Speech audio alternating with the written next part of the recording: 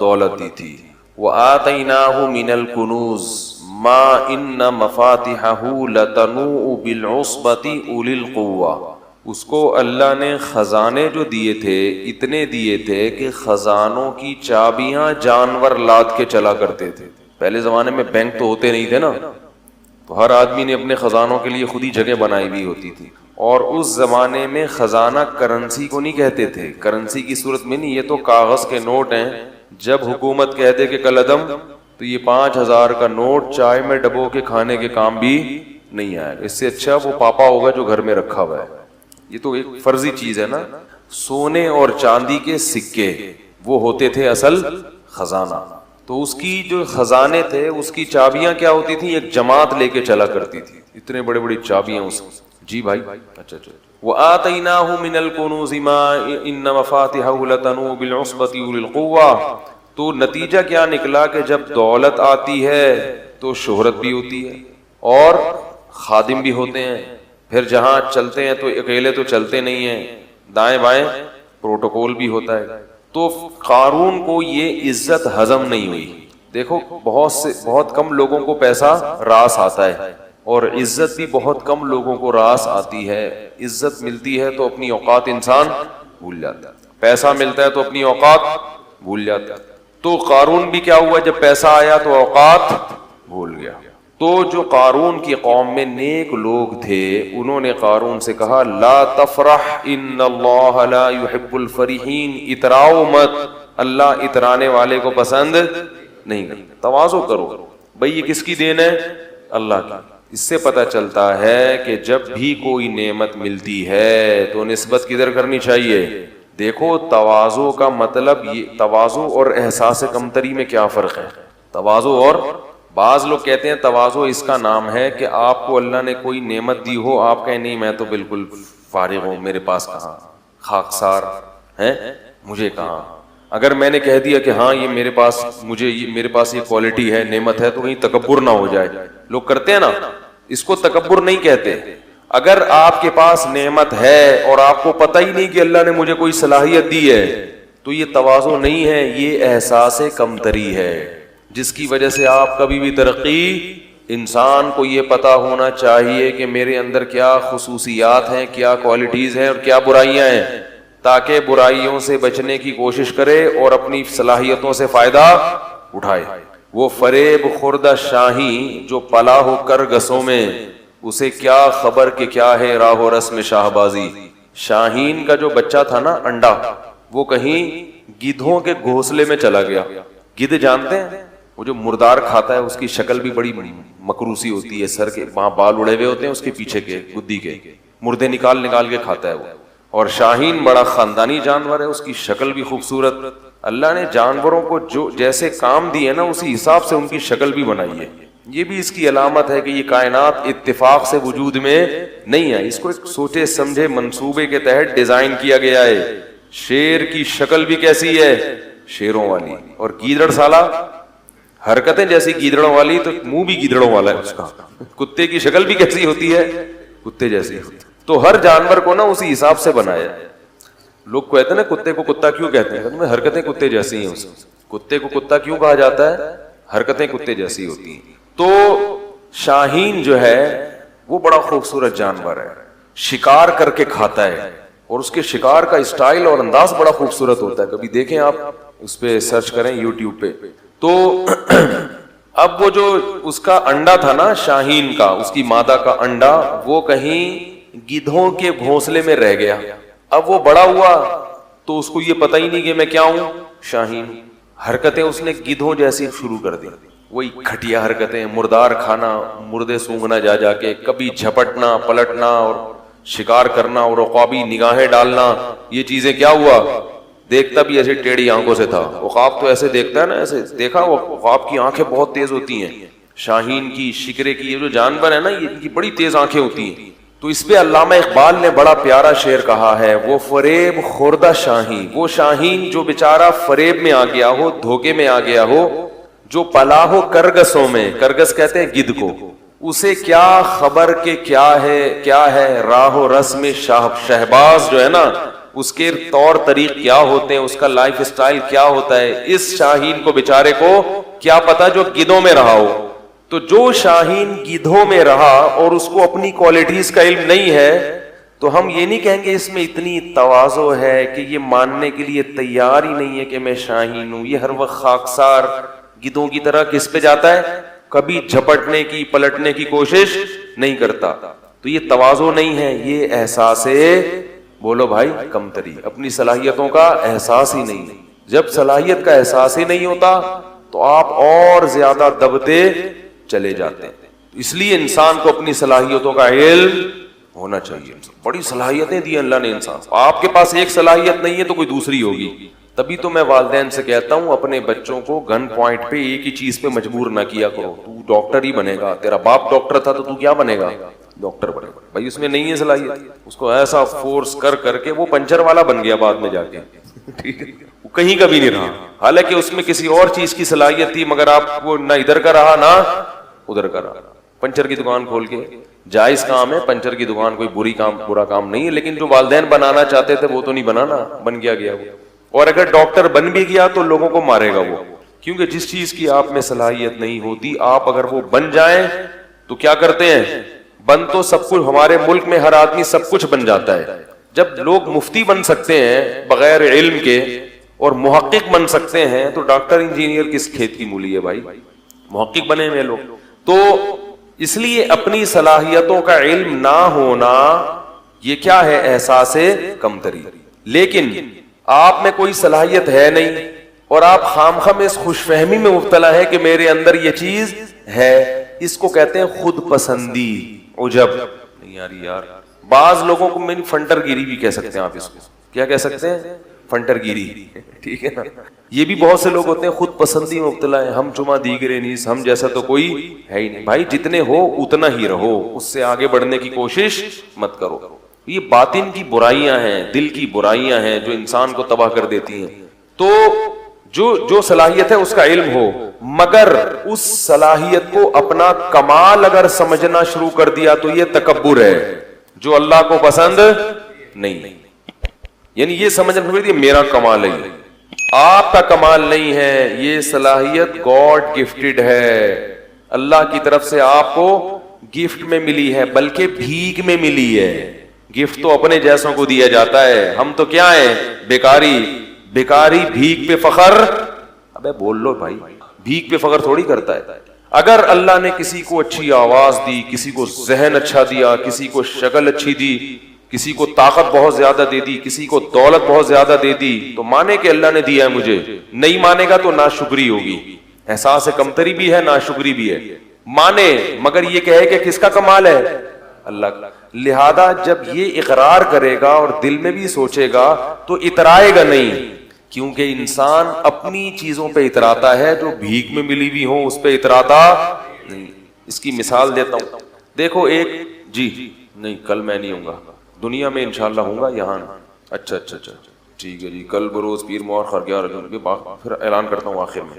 تو اس کی مثال ایسے جیسے کوئی بھکاری تھا, دھوتی بنیان میں آپ کے گھر آیا, پھٹے ہوئے کپڑے, بیچارے کو نہانے کے لیے پانی بھی نہیں اس کے پاس, بدبو جسم میں آ رہی ہے, نہ کھانے کو روٹی, نہ پہننے کو کپڑا, نہ سواری, کچھ بھی نہیں. آپ تھے بہت بڑے سیٹ, تو آپ نے کیا کیا, اس بھکاری پہ ترس کھایا, اس کو پہلے تو واش روم لے گئے, اس کی سروس کروائی. آپ اتنا میلا ہو چکا تھا کہ دھونے سے کام نہیں چلا, اس کی باقاعدہ سروس کروائی, ڈیٹول سے تیزاب سے دھویا آپ نے اس کو, ٹھیک ہے نا, میل نکلا اس کے اندر سے.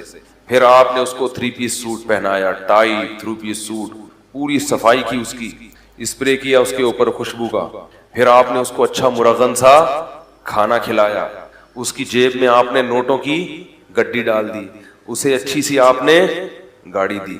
تو وہ شرم سے گڑا جائے گا نا, ہے, یا ان چیزوں کے بعد وہاں کھڑے ہو کر یوں کرنا شروع کر دے گا اور ایسے اپنا سینہ کرنا شروع کر دے گا, اور گاڑی والے گا کیا ہے بھائی, کون ہو, کس سے ملنے آئے ہو, جانتے نہیں ہو میں کون ہوں, ایسا کرے گا. وہ باہر نکلے گا اتنی شرم سے, گاڑی میں بیٹھے گا, یار میں کہاں, اور یہ سوٹ کہاں, یہ گاڑی کہاں, میں تو رکشے کے بھی قابل نہیں ہوں, اور مجھے اس سیٹھ نے کیا کیا میرے لیے, محلے میں بھی جائے گا تو بڑا عاجزی انکساری کے ساتھ، تاکہ لوگ دیکھ کے یہ نہ بولے ابے ہم تجھے جانتے ہیں کہ تو کیا تھا ٹھیک ہے نا، آج بڑا اکڑ رہا ہے، تجھے پتا ہے تو فلاں نے بھیک دے دی تجھے تو گاڑی میں جا رہا ہے۔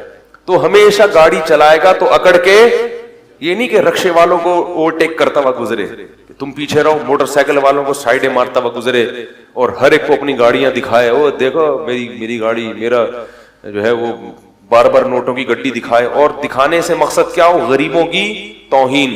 وہ شرم سے گڑا رہے گا، جو بھی کہے گا ماشاءاللہ کہے گا بھائی میں تو، تمہیں پتہ ہے میں کیا ہوں، میری اوقات کیا، مجھے تو وہ سیٹھ صاحب ہیں انہوں نے یہ دے دیا۔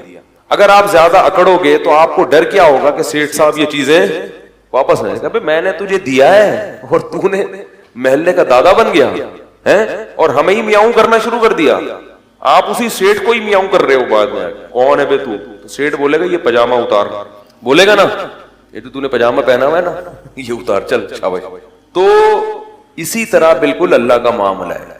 اللہ کہتے ہیں میری نعمتیں حاصل کرو، ان کو استعمال بھی کرو، اکڑو نہیں، غریبوں کی توہین مت کرو۔ گاڑی والا رکشے والے کو حقیر مت سمجھے، رکشے والا پیدل والے کو حقیر مت سمجھے۔ لوگوں سے یہ نہ کہو میرا کمال، میرا کمال، بولو کس کی دین؟ اللہ کی دین۔ شکر گزار بنو، شکر سے انسان میں اور عاجزی پیدا ہوتی ہے، اور تکبر سے انسان میں اکڑ پیدا ہوتی ہے، فرعونیت پیدا ہوتی ہے۔ سمجھ رہے کہ نہیں سمجھ رہے؟ تو قارون میں بھی ٹیکنیکل فالٹ ہو گیا تھا کہ اس کے پاس جب پیسہ آیا تو اپنی اوقات کو بھول گیا۔ اللہ بھی جب، یہ تو سب اللہ دے رہا ہے نا، اور ہم بھی اپنی اوقات کو بھول جاتے ہیں۔ ہماری اوقات کیا ہے؟ ایک بزرگ تھے، ان سے کسی وقت کے متکبر نے کہا کہ تو مجھے جانتا نہیں ہے میں کون ہوں۔ بزرگ کے سامنے اس نے کیا کہا کہ آپ کس سے بات کر رہے ہو، آپ کو پتہ نہیں ہے میں کون ہوں؟ تو ان بزرگ نے کہا میں تیرا ماضی بھی جانتا ہوں، تیرا حال بھی جانتا ہوں، اور تیرا فیوچر بھی، مستقبل بھی جانتا ہوں۔ وہ بڑا حیران ہوا کہ اس کو تو میرے بارے میں ساری معلومات ہیں، پھر یہ ایسے مجھ سے ایسے کیوں بات کر رہے ہیں؟ انہوں نے کہا بتا میرا ماضی کیا ہے۔ اس کا خیال تھا یہ بتائیں گے تو بہت بڑے وڈیرے کا بیٹا ہے، سردار کا بیٹا ہے، یہ تیرا ماضی ہے۔ حال یہ کہ تو خود سردار ہے، مستقبل یہ کہ اگلے الیکشن میں تو ہی صدر بننے والا ہے۔ تو اس کا خیال تھا کہ یہ میرا ماضی اور حال اور مستقبل بتایا جائے گا۔ آواز آ رہی ہے سب لوگوں کو؟ تو اس نے کیا بتایا ان بزرگ نے؟ ان کا تیرا ماضی ہے کہ تو پانی کا ایک گندا اور غلیظ قطرہ تھا، کپڑوں پہ لگ جائے تو دھوئے بغیر نماز نہ ہو، جسم سے نکلے تو غسل کیے بغیر طہارت حاصل نہ ہو، وہ غلیظ چیز تھی جس سے اللہ نے تجھے بنایا۔ اور حال یہ ہے کہ تیرے پیٹ میں ابھی بھی کئی کلو گندگی بھری ہوئی ہے، ذرا سی ہوا خارج ہو گندگی نہ نکلے، صرف وہاں ہوا جو پاس ہو کے آئے گی نا وہی اگر نکل آئے تو لوگ اپنی ناک کو پکڑ کے بھاگ جائیں گے یہاں سے۔ ہر وقت پیٹ میں گندگی لے کے تو کیا کرتا ہے؟ گھومتا ہے 24 گھنٹے۔ اور تیرا مستقبل یہ ہے کہ ادھر تیری روح نکلی اور ادھر تیرے جسم میں سڑاند پیدا ہونا شروع، پھول کے پھٹ کے کیڑے پڑ جائیں گے۔ اس زمانے کے لوگ بڑے نرم دل ہوتے تھے، فوراً وہ توبہ کر لی اس نے کہا آپ نے بالکل صحیح کہا۔ اصل تو یہ ہے ماضی بھی گندا، حال بھی گندا، اور مستقبل تو بہت ہی گندا۔ تو یہ انسان اپنی اوقات بھولتا ہے اور پھر کیا کرتا ہے؟ وہ میں اکڑ، غریبوں کو، جو اپنے سے کمتر لوگ ہیں ان سے تمیز سے بات کرنا چھوڑ دیتا ہے۔ یہ بہت غضب والی بات ہے۔ تو فرعون صاحب بھی، قارون بھی اپنی اوقات، جب بھی انسان اپنی اوقات بھولے نا تو واش روم میں سوچنا چاہیے کہ ہماری اوقات ہے کیا، کتنی گندگی، کتنے عیب اللہ نے انسان کے ساتھ لگا دیے ہیں۔ اس لیے انسان، ہمارے حضرت فرمایا کرتے تھے کہ تکبر ہمیشہ احمق اور بے وقوف آدمی میں ہوتا ہے، عقل مند کبھی بھی متکبر نہیں ہوگا۔ ہمیشہ یہ احمقوں اور بے وقوفوں کا کام ہے۔ عقل مند کو پتا ہوتا ہے کہ ہماری حیثیت کیا ہے، 2 منٹ لگتے ہیں عزت جانے میں بھی، دولت جانے میں بھی، صحت جانے میں بھی۔ بڑے بڑے پہلوان ہیں، کوئی بیماری لگی ہڈیوں کا ڈھانچہ بن گئے، 2 منٹ لگتے ہیں انسان کو تباہ ہونے میں، پھر بھی اکڑتا ہے میں یوں میں یوں میں یوں۔ تو قارون کو حضرت موسیٰ علیہ السلام نے فرمایا، ان کی قوم نے کہا لا تفرح، اتراؤ مت، ان اللہ لا يحب الفرحین۔ یاد رکھو اگر کسی کو اللہ نے دولت دی ہے، وہ اچھی گاڑی میں گھومتا ہے، اس کے ساتھ نوکر چاکر ہوتے ہیں، تو یہ عمل شریعت میں ناجائز نہیں ہے. بعض لوگ نا شریعت کو سمجھتے نہیں ہیں اور ہر جگہ فٹ کرنا شروع کر دیتے ہیں قرآن کی آیت. اترانا کسے کہتے ہیں یہ میں نے آپ کو بتا دیا.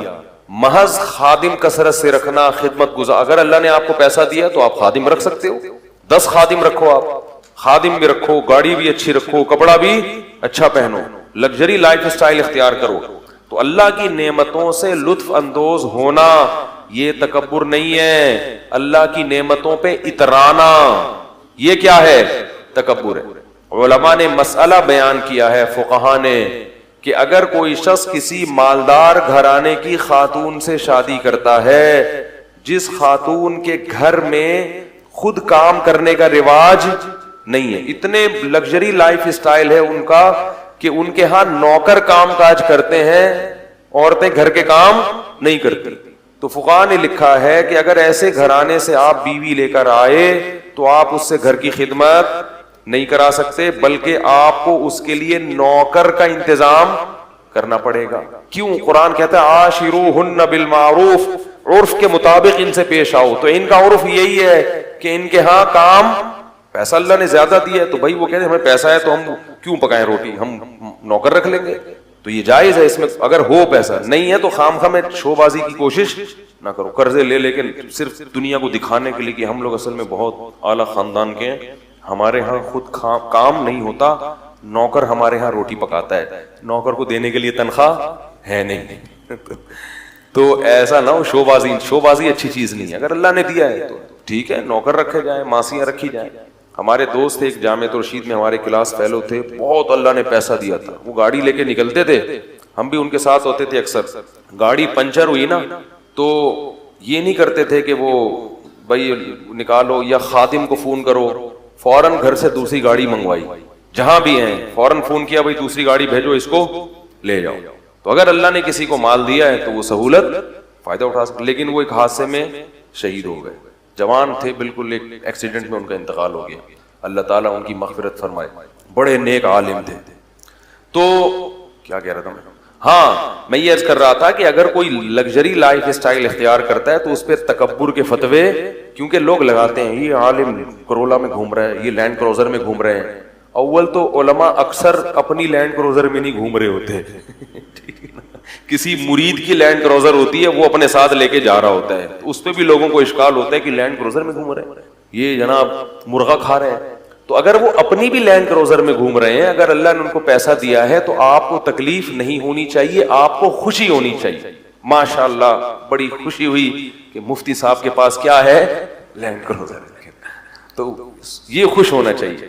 سمجھ رہے, لوگ کہتے ہیں کہ نبی تو گدھے پہ گھوما کرتے تھے, تو ٹھیک ہے پھر گدھے لا کے باندھ دیں یہاں پہ آپ. بھائی اس زمانے کا جو سواری تھی, اس زمانے کی جو خوراکیں تھیں وہ نہیں ہے. اب جو سواری تھی نا خوراکیں تو چلو وہ تو وہی ہیں, وہ تو سارا سسٹم چینج ہو گیا نا. تو نبی نے بھی اپنے دور کے لحاظ سے سواریوں کو اختیار کیا ہے, اور ہم اپنے زمانے کے لحاظ سے سواریوں کو اختیار کریں گے. خیر, تو قارون سے کہا کہ لا تفرح اترامت ان اللہ لا يحب الفرحین وابتغ فیما آتاک اللہ الدار الآخرہ. ہر پیسے والے کو یہ حکم ہے جو قارون کو دیا جا رہا ہے کہ اللہ نے تجھے جو نعمتیں دی ہیں اس سے آخرت کی فکر بھی کر, کیونکہ پیسے سے جیسے دنیا کے مزے حاصل ہوتے ہیں آخرت کے مزے بھی پیسے سے حاصل ہو سکتے ہیں. سارا دنیا پہ ہی لگا رہا ہے, آخرت کے لیے بھی تو کوئی ڈپازٹ کر. بھائی اللہ نے آپ کو اتنا پیسہ دیا ہے, اتنے نوکر چاکر سب, تو کچھ حصہ آخرت کے لیے بھی تو رکھو کہ میرے گناہوں کی معافی میں وہ کام آئے. آخرت کے لیے تو کچھ کر ہی نہیں رہا. اور ولا تنس نصیبک من الدنیا, اور اے قارون یہ مت بھول کہ تو نے دنیا میں رہنا کتنا ہے. جتنا دنیا میں حصہ ہے نا اس کو بھولنا نہیں ہے, وہ بہت تھوڑا سا ہے. دولت تو ہے اتنی مگر عمر لمبی. بھائی آپ ارب پتی بن سکتے ہو, پوری دنیا کی دولت خرید سکتے ہو, مگر عمریں 60-70 سال سے اوپر تجاوز نہیں کرتی. تو کھا تھوڑی سکتے ہو اتنا, کھا تو اتنا ہی, پیٹ بھی اتنا ہی ہے, روٹی بھی 2 ہی کھا سکتے. اب ایک آدمی بس کروڑوں روپے آ گئے تو کیا کھائے گا وہ؟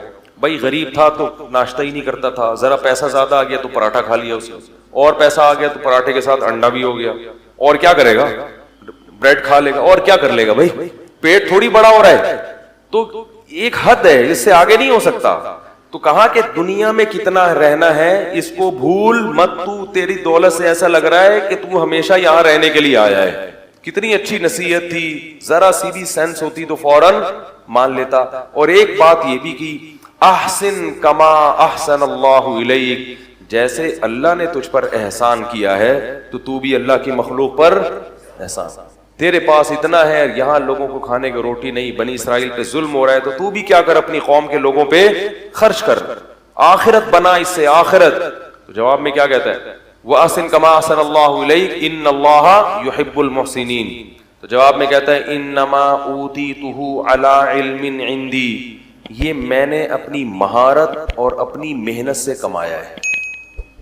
مجھے اللہ نے، میرے پاس دماغ کیسا ہے، خاص دماغ ہے، اس دماغ کو لڑا کے میں نے کیا کیا ہے، تو میں نے کمایا. جو غریب ہے وہ اپنی مرضی سے غریب ہے، میں نے تھوڑی کہا کسی کو غریب بنو. آج مالدار آدمی یہ بات زبان سے کہتا نہیں ہے مگر دل میں ہوتی یہی ہے کہ بھائی وہ نہیں، میں نے ایکچولی وہ ہے محنت نہیں کر سکے، میں نے تو اتنی محنت کی ہے، میں تو ایسا دماغ لڑایا ہے تو میں اپنا پیسہ کسی اور کو کیوں دوں. حالانکہ محنت بہت لوگ کرتے ہیں، ملتا ہر ایک کو.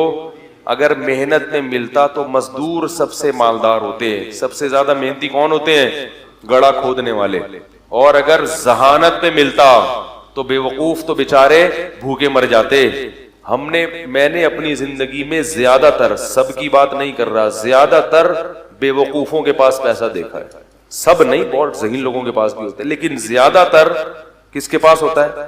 امام شافعی نے اسی لیے تو کہا لو کان بالحیل الغنا لوجدتنی بنجوم اقطار السماء تعلقی لیکن من رزق الحجا حرم الغنا ضدان مفترقان ای تفرقی. کہتے ہیں جس، ایسا لگتا ہے، امام شافعی کہتے ہیں جس کو اللہ نے عقل دی ہے اس سے رزق چھین لیا. ٹھیک ہے، جس کے پاس دماغ ہے اس کے پاس اکثر جیبیں بیچارے کی خالی ہوتی ہیں. ضدان مفترقان، کہتے ہیں ایسا لگتا ہے یہ دونوں ایک دوسرے کی بالکل اپوزٹ ہیں، جمع ہی نہیں ہو سکتے. ہوتے ہیں لیکن ایک شاعری میں تو تھوڑا مبالغہ کیا جاتا ہے کسی بات کو بتانے کے لیے. آگے کہتے ہیں لیکن مل رزق لو کان بالحیل الغنا لوجدتنی، اگر ہیلے سے، محنت سے پیسہ مل جاتا تو مجھے دیکھتے بنجوم اقطار السماء تعلقی، آسمان کے ستاروں پہ پہنچا ہوا ہوتا. یعنی ایک لوگوں کی ایک حالت بیان کر رہے ہیں. آگے بتاتے ہیں کہ پیسہ ملتا ہے قسمت سے. اس کو ایک شعر میں بڑے پیارے انداز سے سمجھایا. فرمایا اذا سمعت بان محروما اتا، اذا سمعت بان مشدودا حوا عودا فاثمر في يديه فصدقي واذا سمعت بان محروما اتى ماء ليشربه فغاض فصدقي. بڑا ٹائٹ شعر ہے. کہتے جب تم سنو کہ ایک خوش قسمت آدمی تھا، کوئی اسباب نہیں، اس کے پاس کوئی وسائل نہیں، لیکن اس نے کیا پڑھا، ایک ٹہنی پکڑی اور ٹہنی نے اس کے ہاتھ میں پھل دینا شروع کر دی ہے، تو تصدیق کر دیا کرو خوش قسمتوں کے ساتھ ایسا ہوتا ہے. ان کو پودے لگانے کی ضرورت، کھیتی باڑی کی ضرورت نہیں ہوتی، وہ جس کام میں ہاتھ ڈالیں وہ پھل دینا، وہ ٹہنیاں ان کے ہاتھوں میں پھل دیتی ہیں. اور کہا کہ وَإِذَا سَمِعْتَ بِأَنَّ مَحْرُومًا أَتَى مَاءً لِيَشْرَبَهُ فَغَاضَ فَصَدِّقِي. اور جب سنو کوئی بدقسمت آدمی ہے جس کے کام اللہ نے ارادہ کیا کہ صحیح ہو گئی نہیں، تو اس کو بیچارے کو پیاس لگی، پانی نظر آیا اور دیکھا کنواں پانی سے کیا ہے، بھرا ہوا. وہ خوش ہو گیا، چلو پانی تو ملے گا، چلو کچھ نہیں مل رہا پانی تو ملے گا. وہ کنویں کے قریب آیا اور پانی اس کو دیکھ کے نیچے ہو گیا. انہوں نے کہا فحققی، اس کی بھی تصدیق کر دیا کرو، بدقسمتوں کے ساتھ ایسا ہوتا ہے.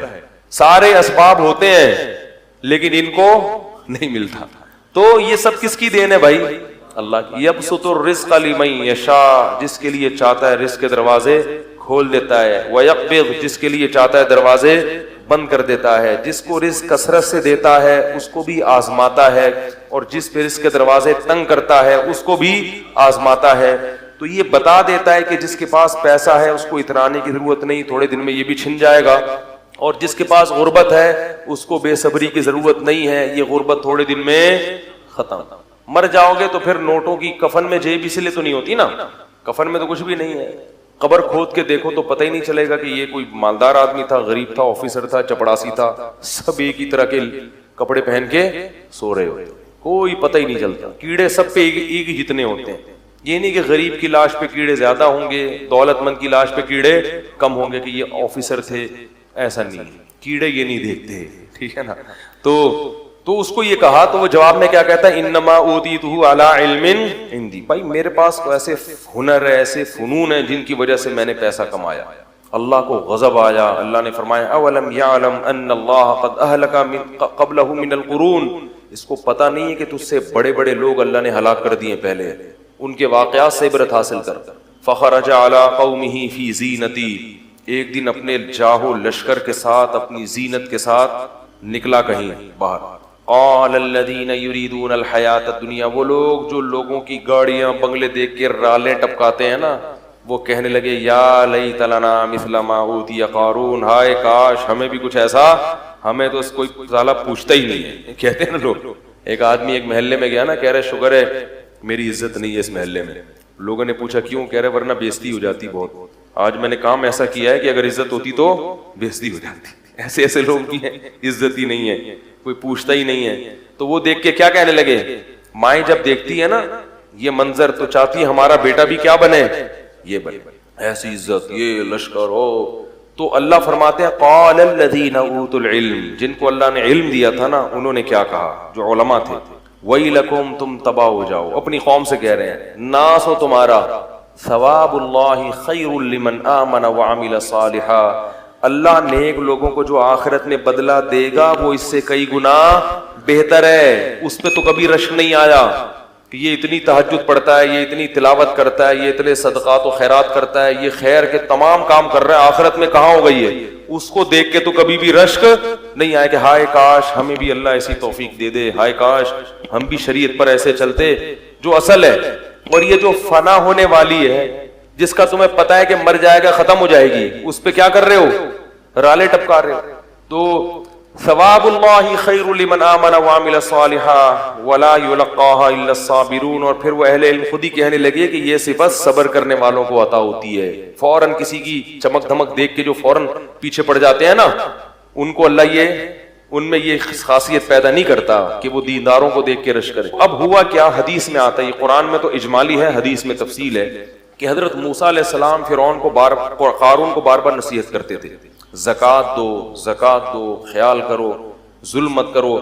تو قارون کو نا چڑ ہو گئی کس سے, موسیٰ علیہ السلام. اس زمانے میں بھی بعض لوگوں کو علماء سے چڑ ہو جاتی ہے, جو سیکولر طبقہ ہے نا ان کو بہت زیادہ چڑ ہوتی ہے علماء سے, کیونکہ ان کی راہ میں سب سے بڑی رکاوٹ کون ہوتے ہیں, علماء ہوتے ہیں. تو وہ بدنامی کا کوئی موقع ہاتھ سے جانے نہیں دیتے. تو اس کو چڑ ہو گئی. اس کمبخت نے کیا کیا, بدبخت نے ایک عورت کو خریدا, جوان عورت, اور اس کو ٹھیک ٹھاک پیسے کی لالچ دی کہ میں تجھے بہت نواز دوں گا, کروڑوں روپے جو بھی اس زمانے کے ہوں گے, تو نے صرف یہ کرنا ہے کہ معاذ اللہ نقل کفر نباشت, تو نے حضرت موسیٰ پہ زنا کی تہمت لگا دی, بدکاری کی. عورت جب یہ کسی پر فحش تہمت لگاتی ہے نا تو لوگ فوراً یقین کہتے ہیں یہ تو عورت خود کہہ رہی ہے. یاد رکھو عورت کی تہمت پر یقین کرنا جائز. میں یہ نہیں کہہ رہا کہ عورت ہمیشہ غلط تہمت لگاتی ہے, مگر خواتین تہمت لگانے میں جب کسی سے دشمنی ہو جائے نا تو سب سے بڑا حربہ عورت کے پاس کیا ہوتا ہے, کسی پر فحش تہمت, کہ اس سے میرے سے تعلقات ہیں, اس کے ناجائز تعلقات ہیں, اور اس نے میرے سے یوں کیا اور ایسے کیا. تو لوگ فوراً یقین کر لیتے ہیں. یقین نہ بھی کریں تو بہرحال مخمسے میں کہتے ہیں کچھ چکش تو ہے, کیا کہتے ہیں, کچھ چکر تو ہے. اسی وجہ سے قرآن نے جہاں عورتوں کی بیعت کا تذکرہ کیا وہاں یہ بھی کہا کہ نبی سے کہ جب عورتوں کو بیعت کرو تو ان سے اس پر حلف لو کہ ہم کسی پر بری تہمت, بولو بھائی, نہیں لگائیں گے. تو یہ کیا ہوا کہ وہ اس نے, تو لوگوں کو ظاہر ہے یقین آ جاتا ہے کہ وہ عورت کہہ رہی ہے. اور بنی اسرائیل تھے بھی تھوڑے سے نالائق تو تھے, وہ جو کامل ایمان والے تھے وہ تو یقین نہیں کرتے کہ بھئی پیغمبر ایسا نہیں کر سکتے, لیکن کچھ چکر میں تو پڑے جاتے نا. تو وہ عورت کو جب لایا گیا, حضرت موسیٰ علیہ السلام بھی آئے, تو پھر اس عورت, جب حضرت موسیٰ پہ اس عورت کی نظر پڑی تو وہ ڈر گئی. اس کو خوف پیدا ہو گیا کہ میں اتنے لاکھوں روپے کروڑوں روپے لے رہی ہوں مگر میں کس پہ تہمت لگا رہی ہوں, میرا بنے گا کیا قیامت کے دن. اللہ نے اس کے دل میں خوف پیدا کر دیا اور وہ تہمت لگانے سے باز آ گئے. اور اس نے بتا دیا کہ مجھے قارون نے پیسے دیے تھے جھوٹی تہمت لگانے کے. حضرت موسیٰ کو غضب آیا, اسی وقت بد دعا کی قارون کے لیے کہ اللہ تو اس کو کیا کر دے, ہلاک. وہیں قارون اپنے خزانوں سمیت زمین میں دھسنا شروع ہو، اور حضرت موسیٰ کو پکارتا رہا کہ اے موسیٰ معاف کر دے، معاف کر دے، معاف کر دے۔ موسیٰ علیہ السلام نے کہا نہیں۔ دھستا دھستا بالآخر پورے خزانوں کے ساتھ جب وہ دھس رہا تھا زمین میں، تو وہ جو لوگ کل کہہ رہے تھے نا، قرآن کے الفاظ ہیں، کہہ رہے تھے کہ ہائے کاش ہمارے پاس بھی ایسا ہوتا، وہ کہنے لگے وَإِكَأَنَّ اللَّهَ يَبْسُطُ الرِّزْقَ لِمَن يَشَاءُ، اور بھائی اللہ جس کو چاہے رزق دے دے، جس کو چاہے غریب بنا دے، ہمیں یہ پیسہ نہیں چاہیے۔ لولا امن اللہ علینا، کہتے ہیں اللہ کا احسان ہے کہ اللہ نے ہمیں اتنی دولت نہیں دی۔ اب دیکھو کیسی رپورٹیں آ رہی ہیں، علماء جب سمجھا رہے تو سمجھ میں نہیں آ رہا، جب منظر دیکھا نا دھستا ہوا، وہ چیخ رہا ہے کہ اے موسیٰ معاف کر دے، اور وہ زمین میں دھستا جا رہا ہے، تو کہنے لگے کہ وَإِكَأَنَّ اللَّهَ يَبْسُطُ الرِّزْقَ لِمَن يَشَاءُ وَيَقْدِرُ وَإِكَ لَوْلَا أَمَّنَّ اللَّهُ عَلَيْنَا لَخَسَفَ بِنَا، اللہ کا احسان نہ ہوتا تو ہم پہ بھی عذاب آتا۔ إِنَّهُ لَا يُفْلِحُ الْكَافِرُونَ، اللہ کا انکار کرنے والے کبھی بھی کامیاب نہیں ہوتے۔ اب بعض لوگ یہاں پر یہ کہتے ہیں کہ اگر وہ اللہ کو پکارتا تو اللہ توبہ قبول کر لیتا، حضرت موسیٰ کو پکارا تو حضرت، یہ غلط ہے۔ یہ کیا ہے؟ یہ اس میں پیغمبر کی کیا ہے؟ تو حضرت موسیٰ کو پکارنے کا مطلب یہی تھا کہ آپ کی بد دعا سے ہو رہا ہے تو آپ اللہ سے کہیں کہ مجھے بچا لے، جبکہ حضرت موسیٰ نے ارادہ کیا کہ اب بچانے کا نہیں ہے۔ اور پیغمبر اپنی قوم کے بہت خیر خواہ ہوتے ہیں، اس لیے یاد رکھو کہ بد دعا دینا ہر صورت میں غلط نہیں ہے۔ جب بہت زیادہ کسی کو ستایا تو ہوتے نہیں تھے نا، تو ہر آدمی نے اپنے خزانوں کے لیے خود ہی جگہ بنائی ہوئی ہوتی تھی، اور اس زمانے میں خزانہ کرنسی کو نہیں کہتے تھے، کرنسی کی صورت میں نہیں، یہ تو کاغذ کے نوٹ ہیں۔ جب حکومت کہتے کہ کل عدم، تو یہ 5000 کا نوٹ چائے میں ڈبو کے کھانے کے کام بھی نہیں آئے، اس سے اچھا وہ پاپا ہوگا جو گھر میں رکھا ہوا ہے۔ یہ تو ایک فرضی چیز ہے نا۔ سونے اور چاندی کے سکے وہ ہوتے تھے اصل خزانہ، تو اس کی جو خزانے تھے اس کی چابیاں کیا ہوتی تھیں، ایک جماعت لے کے چلا کرتی تھی، اتنے بڑے بڑی چابیاں اس کی۔ جی بھائی، اچھا وَآتَيْنَاهُ مِنَ الْكُنُوزِ مَا إِنَّ مَفَاتِحَهُ لَتَنُوءُ بِالْعُصْبَةِ أُولِي الْقُوَّةِ، تو نتیجہ کیا نکلا کہ جب دولت آتی ہے تو شہرت بھی ہوتی ہے اور خادم بھی ہوتے ہیں، پھر جہاں چلتے ہیں تو اکیلے تو چلتے نہیں ہیں، دائیں بائیں پروٹوکول بھی ہوتا ہے۔ تو قارون کو یہ عزت ہضم نہیں ہوئی۔ دیکھو بہت کم لوگوں کو پیسہ راس آتا ہے، اور عزت بھی بہت کم لوگوں کو راس آتی ہے۔ عزت ملتی ہے تو اپنی اوقات انسان بھول جاتا ہے، پیسہ ملتا ہے تو اپنی اوقات بھول جاتا ہے۔ تو قارون بھی کیا ہوا، جب پیسہ آیا تو اوقات بھول گیا۔ تو جو قارون کی قوم میں نیک لوگ تھے انہوں نے قارون سے کہا لا تفرح ان اللہ لا يحب الفرحین، اتراؤ مت، اللہ اترانے والے کو پسند نہیں۔ تواضع کرو، بھئی یہ کس کی دین ہے؟ اللہ کی۔ تو قارون سے کہا کہ لا تفرح، اترا مت، ان اللہ لا يحب الفرحین وابتغ فیما آتاک اللہ الدار الآخرہ۔ ہر پیسے والے کو یہ حکم ہے جو قارون کو دیا جا رہا ہے کہ اللہ نے تجھے جو نعمتیں دی ہیں اس سے آخرت کی فکر بھی کر، کیونکہ پیسے سے جیسے دنیا کے مزے حاصل ہوتے ہیں آخرت کے مزے بھی پیسے سے حاصل ہو سکتے ہیں۔ سارا دنیا پہ ہی لگا رہا ہے، آخرت کے لیے بھی تو کوئی ڈپازٹ کر۔ بھائی اللہ نے آپ کو اتنا پیسہ دیا ہے، اتنے نوکر چاکر سب، تو کچھ حصہ آخرت کے لیے بھی تو رکھو کہ میرے گناہوں کی معافی میں وہ کام آئے۔ آخرت کے لیے تو کچھ کر ہی نہیں رہا۔ اور وَلَا تَنْسَ نَصِيبَكَ مِنَ الدُّنْيَا، اور اے قارون یہ مت بھول کہ تو نے دنیا میں رہنا کتنا ہے، جتنا دنیا میں حصہ ہے نا اس کو بھولنا نہیں ہے، وہ بہت تھوڑا سا ہے۔ دولت تو ہے اتنی مگر عمر لمبی۔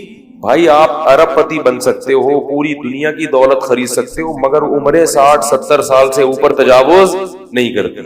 تو کھا تھوڑی سکتے ہو اتنا، کھا تو اتنا ہی، پیٹ بھی اتنا ہی ہے، روٹی بھی 2 ہی کھا سکتے۔ اب ایک آدمی بس کروڑوں روپے آ گئے تو کیا کھائے گا وہ؟ بھائی غریب تھا تو ناشتہ ہی نہیں کرتا تھا، ذرا پیسہ زیادہ آ گیا تو پراٹھا کھا لیا اس نے، اور پیسہ آ گیا تو پراٹھے کے ساتھ انڈا بھی ہو گیا، اور کیا کرے گا؟ بریڈ کھا لے گا، اور کیا کر لے گا؟ بھائی پیٹ تھوڑی بڑا ہو رہا ہے، تو ایک حد ہے، اس سے آگے نہیں ہو سکتا۔ تو کہا کہ دنیا میں کتنا رہنا ہے اس کو بھول مت، تو تیری دولت سے ایسا لگ رہا ہے کہ تو ہمیشہ یہاں رہنے کے لیے آیا ہے۔ کتنی اچھی نصیحت تھی، ذرا سی بھی سینس ہوتی تو فوراً مان لیتا۔ اور ایک بات یہ بھی کی، احسن کما احسن اللہ الیک، جیسے اللہ نے تجھ پر احسان کیا ہے تو تو بھی اللہ کی مخلوق پر احسان، تیرے پاس اتنا ہے، یہاں لوگوں کو کھانے کی روٹی نہیں، بنی اسرائیل پہ ظلم ہو رہا ہے، تو تو بھی کیا کر، اپنی قوم کے لوگوں پہ خرچ کر، آخرت بنا اس سے آخرت۔ تو جواب میں کیا کہتا ہے، وَأَحْسِن كَمَا أَحْسَنَ اللَّهُ إِلَيْكَ إِنَّ اللَّهَ يُحِبُّ الْمُحْسِنِينَ۔ تو جواب میں کہتا ہے انما اوتیتہ علی علم عندی، یہ میں نے اپنی مہارت اور اپنی محنت سے کمایا ہے، مجھے اللہ نے، میرے پاس دماغ کیسا ہے، خاص دماغ ہے، اس دماغ کو لڑا کے میں نے کیا کیا ہے، میں نے کمایا۔ جو غریب ہے وہ اپنی مرضی سے غریب ہے، میں نے تھوڑی کہا کسی کو غریب بنو۔ آج مالدار آدمی یہ بات زبان سے کہتا نہیں ہے مگر دل میں ہوتی ہے کہ بھائی وہ نہیں، میں نے ایکچولی وہ ہے، محنت نہیں کر سکے، میں نے تو اتنی محنت کی ہے، میں تو ایسا دماغ لڑایا ہے، تو میں اپنا پیسہ کسی اور کو کیوں دوں۔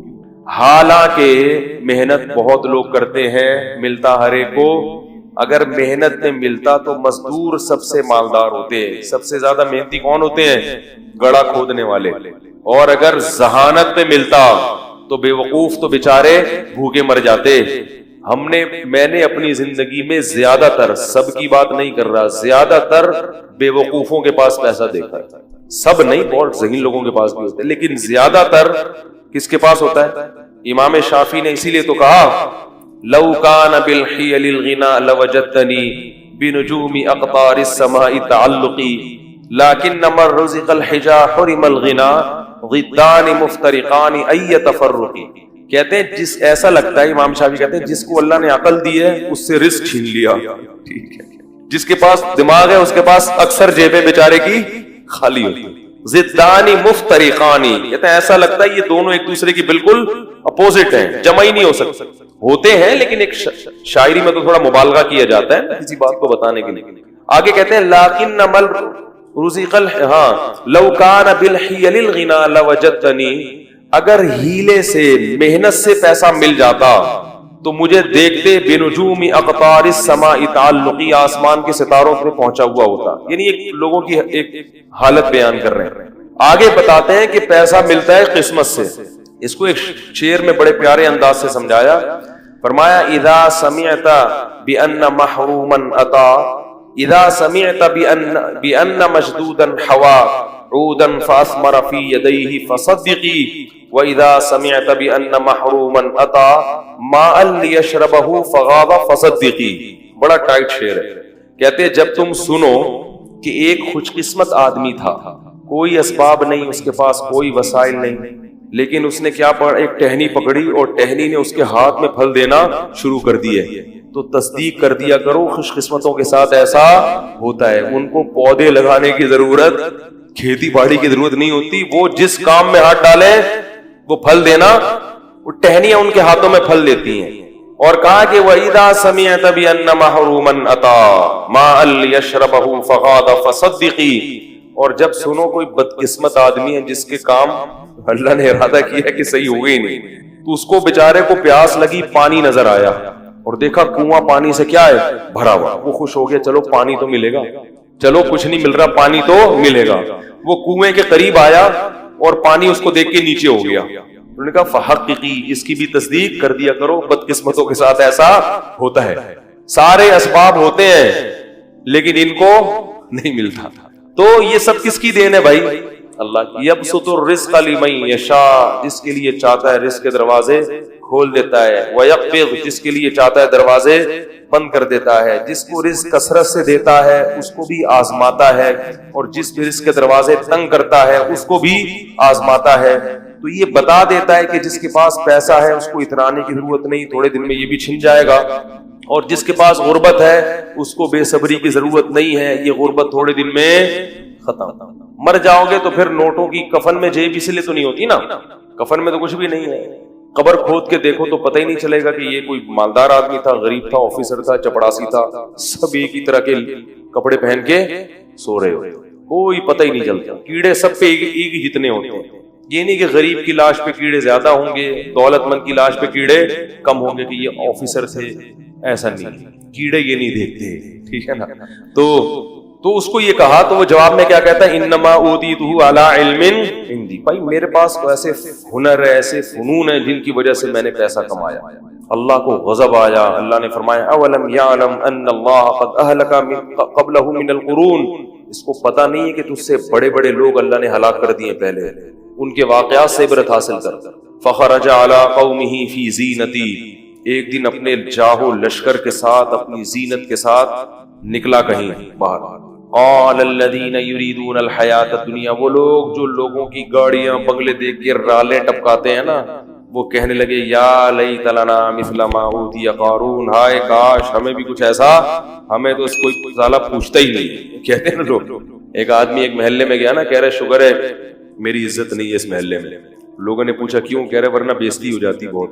آج میں نے کام ایسا کیا ہے کہ اگر عزت ہوتی تو بےزتی ہو جاتی. ایسے ایسے لوگ بھی ہیں عزت ہی نہیں ہے، کوئی پوچھتا ہی نہیں ہے. تو وہ دیکھ کے کیا کہنے لگے، مائیں جب دیکھتی ہے نا یہ منظر تو چاہتی ہمارا بیٹا بھی کیا بنے، یہ بنے. ایسی عزت، یہ لشکر ہو. تو اللہ فرماتے ہیں قال الذین اوتوا العلم، جن کو اللہ نے علم دیا تھا نا انہوں نے کیا کہا، جو علماء تھے، ویلکم، تم تباہ ہو جاؤ. اپنی قوم سے کہہ رہے ہیں ناس ہو تمہارا، ثواب اللہ خیر لمن آمن وعمل صالحا، اللہ نیک لوگوں کو جو آخرت میں بدلہ دے گا وہ اس سے کئی گنا بہتر ہے. اس پہ تو کبھی رشک نہیں آیا کہ یہ اتنی تہجد پڑھتا ہے، یہ اتنی تلاوت کرتا ہے، یہ اتنے صدقات و خیرات کرتا ہے، یہ خیر کے تمام کام کر رہا ہے، آخرت میں کہاں ہو گئی ہے. اس کو دیکھ کے تو کبھی بھی رشک نہیں آئے کہ ہائے کاش ہمیں بھی اللہ ایسی توفیق دے دے، ہائے کاش ہم بھی شریعت پر ایسے چلتے. جو اصل ہے، اور یہ جو فنا ہونے والی ہے، جس کا تمہیں پتا ہے کہ مر جائے گا، ختم ہو جائے گی، اس پہ کیا کر رہے ہو، رالے ٹپکا رہے ہو. تو ثواب اللہ خیر لمن آمن وعمل صالحا ولا یلقاها الا الصابرون. اور پھر وہ اہل علم خود ہی کہنے لگے کہ یہ صفت صبر کرنے والوں کو عطا ہوتی ہے.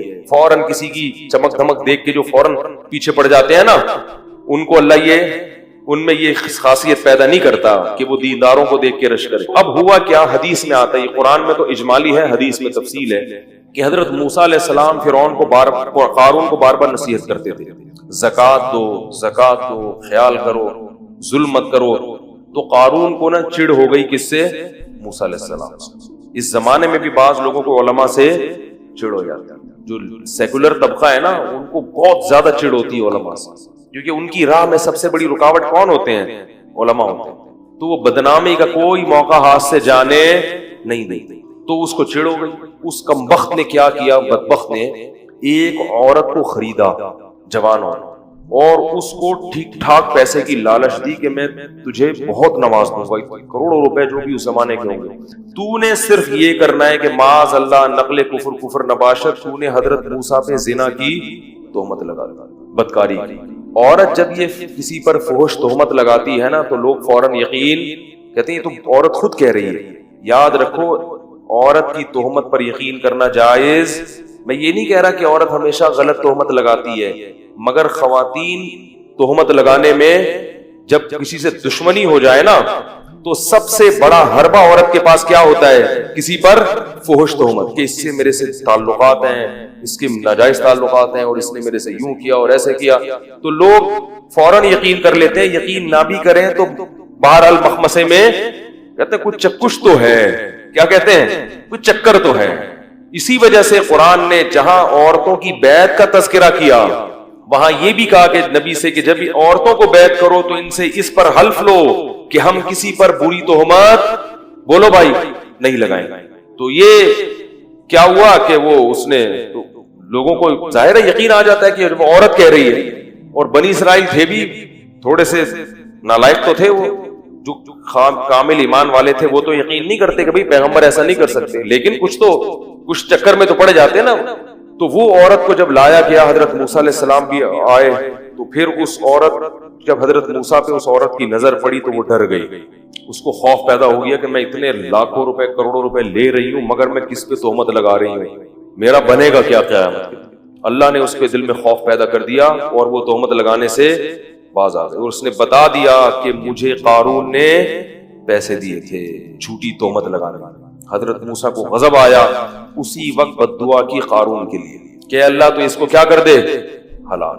وہیں قارون اپنے خزانوں سمیت زمین میں دھسنا شروع ہو، اور حضرت موسیٰ کو پکارتا رہا کہ اے موسیٰ معاف کر دے، معاف کر دے، معاف کر دے. موسیٰ علیہ السلام نے کہا نہیں، دھستا دھستا بالآخر پورے خزانوں کے ساتھ جب وہ دھس رہا تھا زمین میں، تو وہ جو لوگ کل کہہ رہے تھے نا، قرآن کے الفاظ ہیں، کہہ رہے تھے کہ ہائے کاش ہمارے پاس بھی ایسا ہوتا، وہ کہنے لگے وَإِكَأَنَّ اللَّهَ يَبْسُطُ الرِّزْقَ لِمَن يَشَاءُ، اور بھائی اللہ جس کو چاہے رزق دے دے، جس کو چاہے غریب بنا دے، ہمیں یہ پیسہ نہیں چاہیے. لولا امن اللہ علینا، کہتے ہیں اللہ کا احسان ہے کہ اللہ نے ہمیں اتنی دولت نہیں دی. دیکھو کیسی رپورٹیں آ رہی ہیں. علماء جب سمجھا رہے ہیں تو سمجھ میں نہیں آ رہا. جب منظر دیکھا نا دھستا ہوا، وہ چیخ رہا ہے کہ اے موسیٰ معاف کر دے، اور وہ زمین میں دھستا جا رہا ہے، تو کہنے لگے کہ وَإِكَأَنَّ اللَّهَ يَبْسُطُ الرِّزْقَ لِمَن يَشَاءُ وَيَقْدِرُ وَإِكَأَنَّ لَوْلَا أَمَّنَّ اللَّهُ عَلَيْنَا لَخَسَفَ بِنَا، اللہ کا احسان نہ ہوتا تو ہم پہ بھی عذاب آتا. إِنَّهُ لَا يُفْلِحُ الْكَافِرُونَ، اللہ کا انکار کرنے والے کبھی بھی کامیاب نہیں ہوتے. اب بعض لوگ یہاں پر یہ کہتے ہیں کہ اگر وہ اللہ کو پکارتا تو اللہ توبہ قبول کر لیتا، حضرت موسیٰ کو پکارا تو حضرت، یہ غلط ہے. یہ کیا ہے؟ یہ اس میں پیغمبر کی کیا ہے؟ حضرت موسیٰ کو پکارنے کا مطلب یہی تھا کہ آپ کی بد دعا سے ہو رہا ہے تو آپ اللہ سے کہیں کہ مجھے بچا لو، جبکہ حضرت موسیٰ نے ارادہ کیا کہ اب بچانے کا نہیں ہے.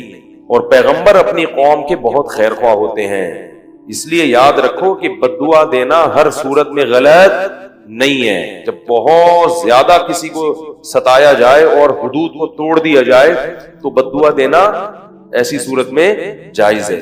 یہ جو لوگ کہتے ہیں نا ہمارے نبی نے کبھی بد دعا نہیں دی، ایسا نہیں ہے. ہمارے نبی نے حتی الامکان صبر کیا ہے، طائف میں پتھر کھا کے بھی بد دعا نہیں دی، لیکن بعض مواقع پر آپ نے بھی بد دعا کی ہے. بہت زیادہ معاملہ ہوا اور آپ کے صحابہ کو قتل کر دیا دھوکے سے، تو آپ نے باقاعدہ قنوت نازلہ پڑھی ہے پھر. تو اس لیے اگر کوئی کسی کے خلاف بہت سخت مجبوری میں آ کے بد دعا کرتا ہے تو یہ تقوی کے خلاف نہیں. ایک صحابی رسول تھے، ان پر کسی عورت نے، مجھے ان صحابی کا نام ذہن سے نکل گیا، ان پر کسی مرد نے کچھ بری کوئی تہمت لگائی تھی، تو ان صحابی نے بد دعا کی. بصرہ میں تھے غالباً وہ، کہ فوراً اس شخص کے خلاف بد دعا کی. اس نے بھی ایسے کسی جھوٹی تہمت لگائی، گناہ کی طرف منسوب کیا. تو وہ بندہ صبح اٹھا، اس کی بینائی چلی گئی بد دعا کی وجہ سے. لوگ آئے ان صحابی رسول کے پاس اور کہا کہ آپ اس کے لیے دعا کر دیں کہ اس کی بینائی واپس لوٹ آئے. ان صحابی نے کہا کہ اللہ نے میرے ساتھ یہ انعام کیا ہے کہ میری بد دعا کو فوراً قبول کر لیا، تو میں اب اللہ کی اس رحمت سے پیچھے نہیں ہٹوں گا. یہ تو اللہ نے مجھے عزت دی ہے کہ ادھر بد دعا کی ادھر قبول ہو گئی. تو ہر ایک کا جو سوچنے کا انداز ہے نا وہ کیا ہوتا ہے؟ مختلف ہوتا ہے. تو یہ بھی اللہ کی محبت میں ہی کر رہے ہیں. بھائی اللہ نے مجھے ایک چیز دے دی، میری برات ایسے اعلان کر دیا، پوری دنیا کو دکھا دیا کہ میں صحیح ہوں، اور فوراً بد دعا قبول کر کے اس کو اندھا کر دیا. تو یہ تو اللہ نے میرے ساتھ اکرام کیا ہے، میں کیسے اس سے پیچھے ہٹوں؟ تو یہ ہر ایک کا سوچنے کا انداز کیا ہوتا ہے؟ مختلف ہوتا ہے. بعض دعا کر کے واپس بھی نہیں آ جاتی، اگر وہ دعا یہ بھی ٹھیک تھا. تو وہ جو بھی اہل اللہ ہے وہ خود بہتر فیصلہ کرتے ہیں اس موقع پر کہ ہمیں دعا کرنی چاہیے یا بد دعا. لیکن بہرحال ہمارے نبی کی سیرت میں برداشت کا پہلو بہرحال غالب ہے. یہ جو چھوٹی چھوٹی باتوں میں بد دعائیں اور خواتین کی بد دعائیں، اللہ بچائے، شکر ہے قبول نہیں ہو رہی. بچوں کو بد دعائیں، تیرا ناس ہو منوس، تیری گردن دبا دوں.